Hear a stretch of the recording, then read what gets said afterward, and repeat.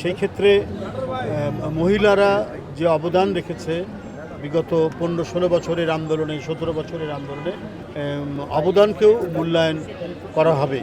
বেলা 3টে থেকে যারা সংরক্ষিত মহিলা আসনে প্রার্থী হতে ইচ্ছুক, যারা দলের মনোনয়ন সংগ্রহ করে যেটা জমা দিয়েছেন, তাদের সাক্ষাৎকার অনুষ্ঠান হবে। এবং আমাদের যে গঠনতন্ত্র অনুযায়ী দলের মনোনয়ন বোর্ড, যেটা অর্থাৎ এটা সভাপতিত্ব করেন দলের চেয়ারম্যান এবং সদস্য থাকেন দলের স্ট্যান্ডিং কমিটির মেম্বাররা, জাতীয় স্থায়ী কমিটির সদস্যরা, তারা বসে সাক্ষাৎকার নেবেন। আমি আগেও বলেছি যে আমাদের এক ভয়াবহ দুঃসময় পার করে আমরা আজকের গণতন্ত্র উত্তরণে এই পর্যায়ে এসে পৌঁছেছি এবং গণতন্ত্রকে সবল, সচল এবং শক্তিশালী করার জন্য এটাকে এগিয়ে নিয়ে যেতে হবে।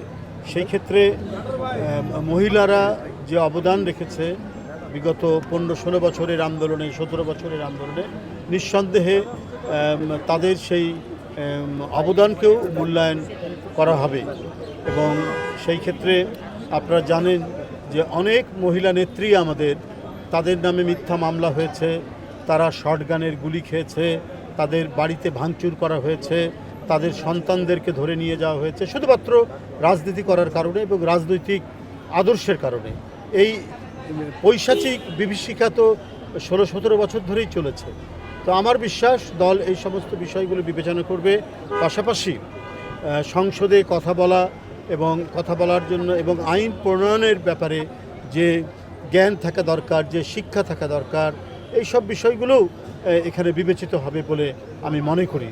তো সব কিছু বিবেচনা করেই আমাদের যে মনোনয়ন বোর্ড, তারা চূড়ান্ত করবেন সংসদ সদস্য কারা, মহিলা সংসদ সদস্য কারা হবেন সে বিষয়টি তারা চূড়ান্ত করবেন এবং যথাযথ মূল্যায়ন হবে বলে আমি বিশ্বাস করি। আজকে কোন বিভাগ? আজকে হবে রংপুর বিভাগ, রাজশাহী বিভাগ, খুলনা বিভাগ, বরিশাল বিভাগ, ফরিদপুর বিভাগ, 5টা বিভাগ আজকে। আর আগামীকাল হবে ঢাকা বিভাগ, চট্টগ্রাম বিভাগ, সিলেট বিভাগ, কুমিল্লা বিভাগ এবং ময়মনসিংহ বিভাগ। বসবে জেলাওয়ারি বসতে পারে, মানে এটা এখন কীভাবে বসবে আমরা সব ঠিক রেখেছি। এখন বোর্ড যেভাবে বলবেন সেভাবে ডাকবে আর কি।